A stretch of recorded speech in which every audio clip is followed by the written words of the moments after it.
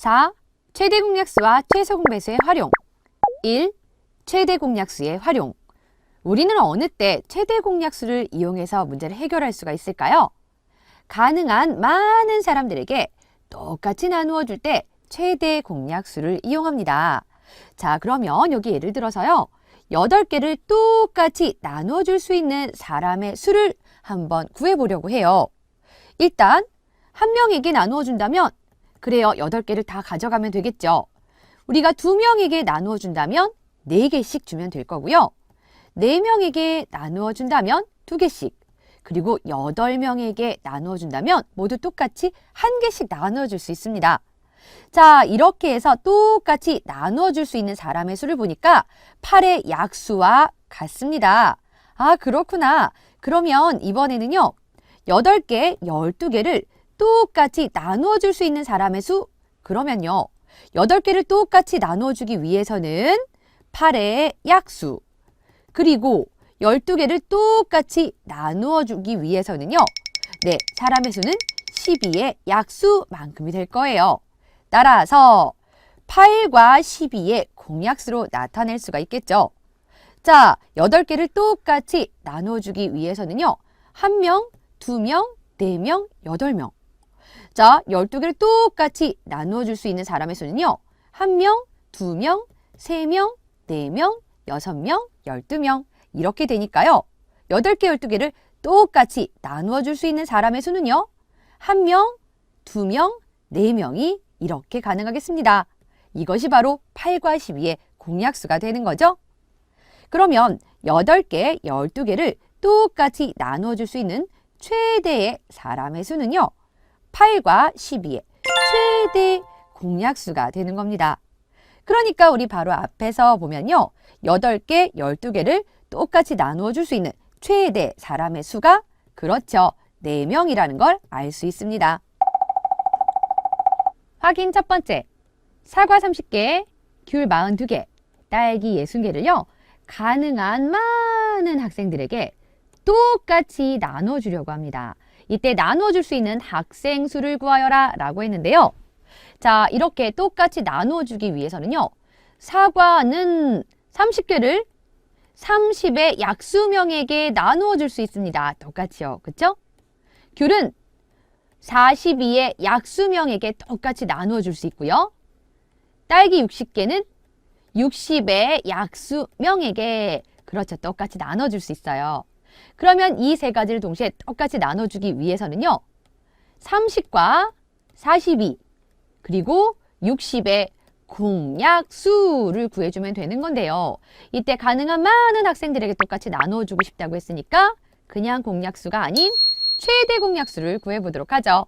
그러면 30, 42, 60의 최대 공약수를 나눗셈 방법을 이용해서 구해볼까요? 2로 나누어 봤더니요. 15, 21, 30. 자, 이번에는 3으로 나눠보겠습니다.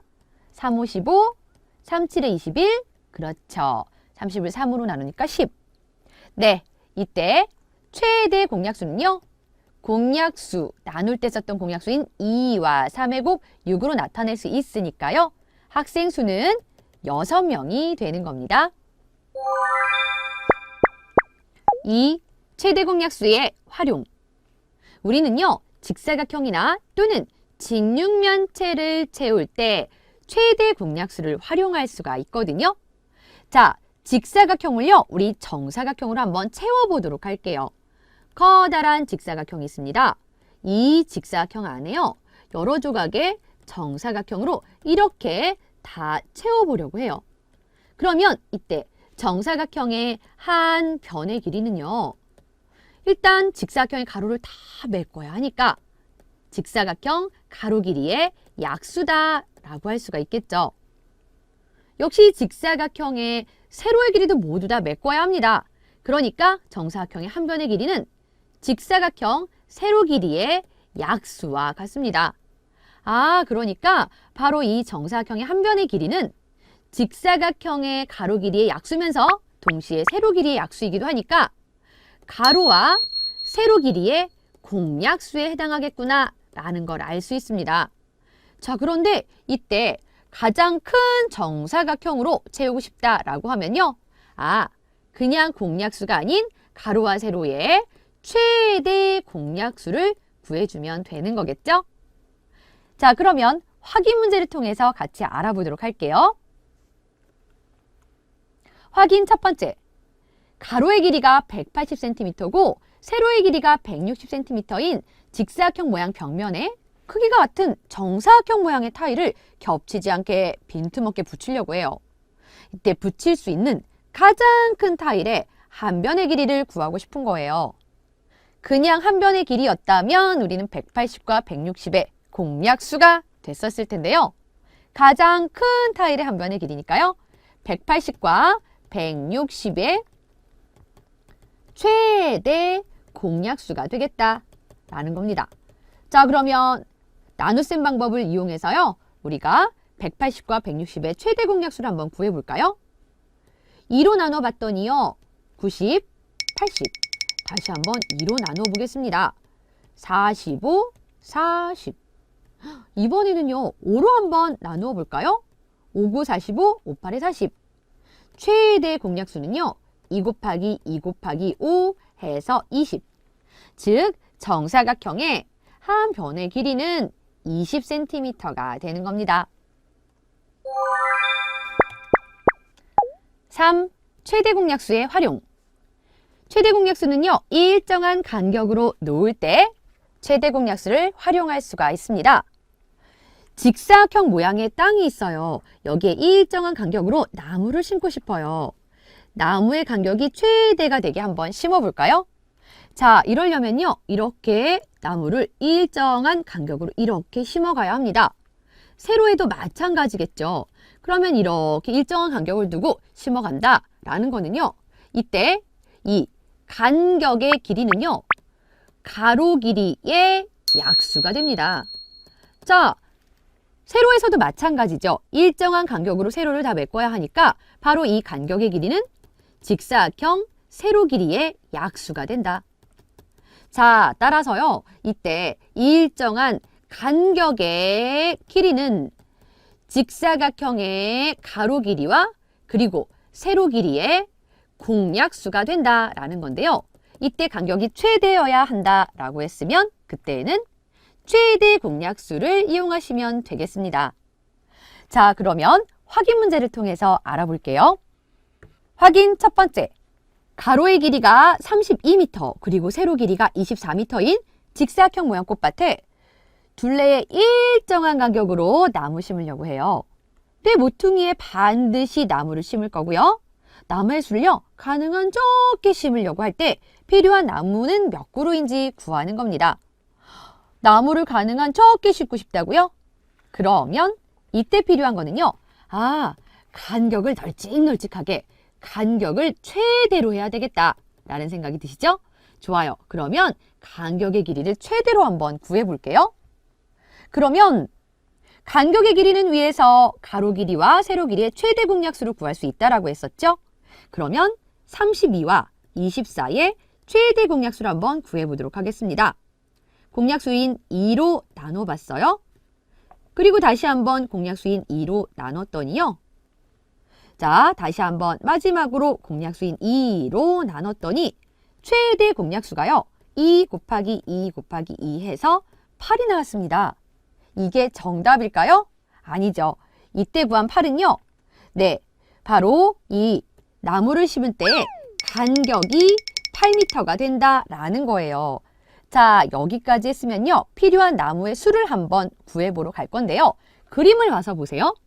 여기에 8m 간격으로 나무를 심고 싶습니다. 그러면 자, 요렇게 해서 우리가 나무를 심어주면 되잖아요. 그럼 이렇게 8m 간격이면 4그루면 될까요? 아니에요. 내 모퉁이에 반드시 나무를 심어야 한다라고 했기 때문에 그렇죠. 이곳에도 나무가 심어져야 합니다. 이것을 생각하면요. 자, 먼저 가로에 필요한 나무의 수를 한번 알아볼게요. 가로 안에 들어가는 나무의 수는요. 일단 32m를요. 8m씩 간격을 잡으면요. 총 4그루가 필요하다? 아니죠. 이 4그루에다가 모퉁이에 심을 나무 1그루를 더해서 가로에는 5그루가 필요합니다. 자, 이번에는 세로. 세로는 24m, 이곳을 8m씩 간격을 잡으면요. 나무가 세 그루인가요? 아니죠. 바로 이 세 그루에다가요. 모퉁이에 심을 나무 한 그루 해서 총 4그루가 되는 겁니다. 그러면 필요한 나무는 모두 몇 그루가 되는 걸까요? 가로와 세로의 5그루, 4그루씩. 자, 가로, 세로가 각각 2군데씩 있으니까 2배를 해주면 될까요? 자, 중요한 게 있습니다. 내 모퉁이는요, 이렇게 세면 모두 2번씩 세지기 때문에 내 모퉁이에 있는 나무의 수는요, 4그루 빼줘야 합니다. 그래야 모퉁이에 있는 나무들을 한 번씩만 세는 게 되거든요. 그랬더니 총 필요한 나무의 수는요, 14그루가 되겠습니다. 4. 최소 공배수의 활용. 동시에 시작해서 다시 만나는 경우에 우리가 최소 공배수를 이용할 수가 있겠는데요. 4분마다 출발하는 A버스가 있고요. 6분마다 출발하는 B버스가 있어요. 동시에 출발할 때, 그 다음에 처음으로 동시에 출발할 때까지 걸리는 시간을 알고 싶은 겁니다. 자, 그러면 A버스가 출발하는 시간들을 한번 보면요. 4분, 8분, 12분, 16분 뒤에 이렇게 출발하게 되고요. B버스는 6분, 12분, 18분, 24분. 자, 이러한 시간 간격으로 계속해서 출발을 하게 되죠. 자, 그러면요. 이때 동시에 다시 출발할 때 만나게 되는 시간은 여기 보이는 것 같이 12. 즉, 4와 6의 공배수마다 다시 만나게 되는 거예요. 그런데 처음으로 동시에 출발할 때까지 걸리는 시간이니까 4와 6의 최소 공배수를 이용하면 되는 겁니다. 문제를 통해서 한번 확인해 볼까요? 확인 첫 번째. 어느 역에서 A 열차는 12분, B 열차는 20분 간격으로 출발을 합니다. 오전 7시에 두 열차가 동시에 출발할 거고요. 그 다음에 처음으로 동시에 출발하는 시각을 구하여라 라고 했죠. 자, 그러면 A 열차는 12분 간격, B 열차는 20분 간격. 즉, A 열차는 12의 배수로, 그리고 B 열차는요, 20의 배수로 출발을 하게 되는 거구나. 그러면 두 열차가 동시에 출발한다는 건 12와 20의 공배수를 구해주란 얘기가 되겠고요. 처음으로 다시 동시에 출발하는 시각이니까 최소 공배수를 이용하면 되겠습니다. 12와 20의 최소 공배수를 한번 구해볼까요? 2로 나누었더니요. 6과 10. 이번엔 다시 한번 2로 나눴더니요. 2, 3, 6, 2, 5, 10. 해서 최소 공배수는요. 2 곱하기 2 곱하기 3 곱하기 5 해서 60이 됩니다. 60분마다 다시 만나게 될 거예요. 그런데 처음으로 동시에 출발하는 시각은요. 딱 오전 7시에 60분 후가 되는 거죠. 그러면 이것은 몇 시가 되는 거죠? 네, 바로 정답 오전 8시가 되겠습니다. 5. 최소 공배수의 활용. 톱니바퀴 문제 유형에서도 우리는 최소 공배수를 이용할 수가 있는데요. 톱니의 개수가 15개, 20개인 두 톱니바퀴가 있어요. 자, 처음으로 다시 같은 톱니에서 맞물릴 때까지 회전한 바퀴 수를 알아보려면요. 먼저 톱니 개수가 15개인 톱니바퀴는요. 한 바퀴 돌 때마다 15개, 30개, 45개 이렇게 해서 돌아가는 톱니의 수가 15의 배수만큼 돌아가게 됩니다. 그러면 톱니 개수가 20개인 톱니바퀴는요. 20, 40, 60. 한 바퀴 더 돌 때마다 이렇게 20개씩 톱니가 더 돌게 되니까 20의 배수로 돌게 되는구나. 이때 같은 톱니에서 맞물리는 경우를 살펴보면요. 바로 이렇습니다. 와, 60개일 때 이렇게 맞물리게 되네요. 처음으로 다시 같은 톱니에서 맞물릴 때까지는요. 톱니가 60개 지나가야 합니다. 그러려면요. 돌아간 회전수는요.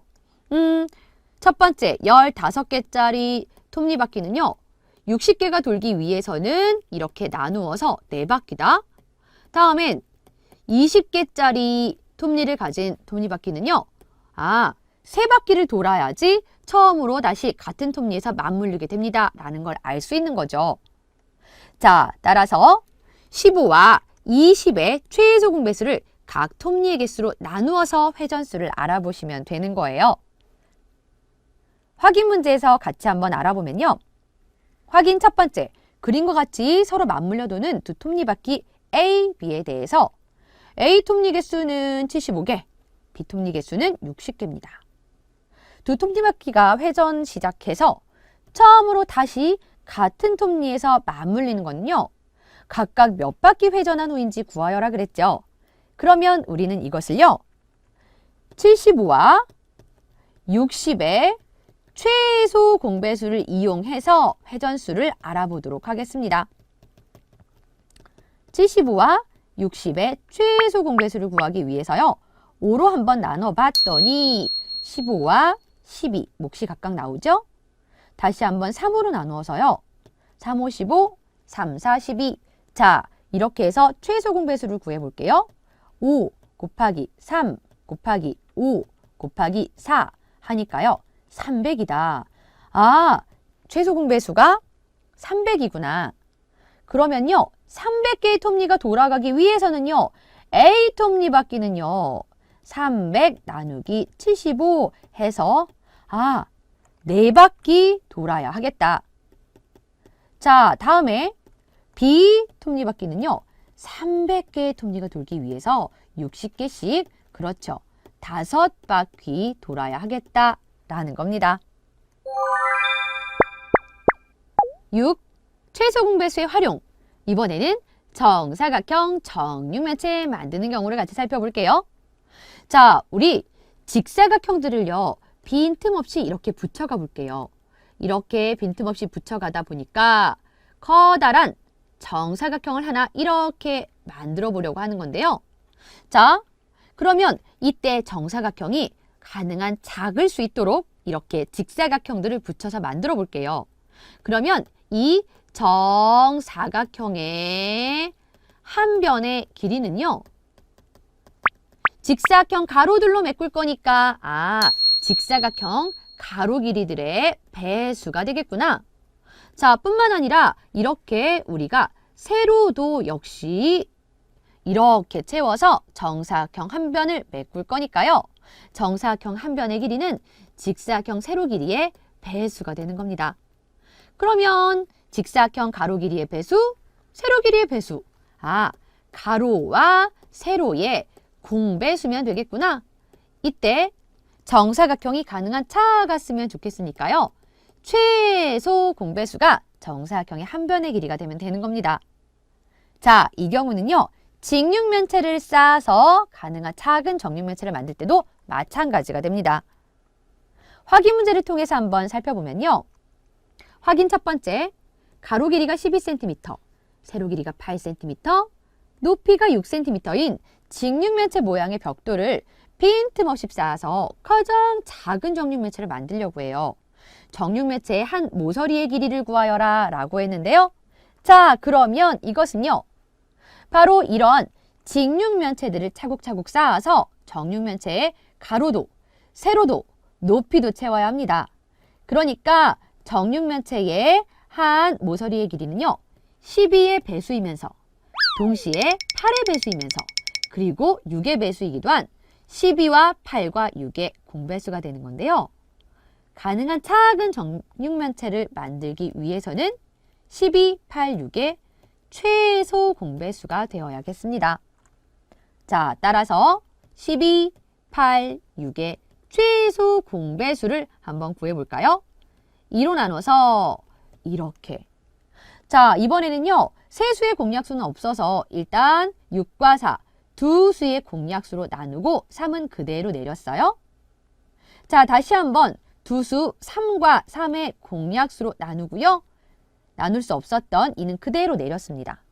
그래서 2 곱하기 2 곱하기 3 곱하기 1 곱하기 2 곱하기 1 이렇게 모두 곱했더니요. 24가 됩니다. 따라서 정육면체의 한 모서리의 길이는 24cm가 되겠다.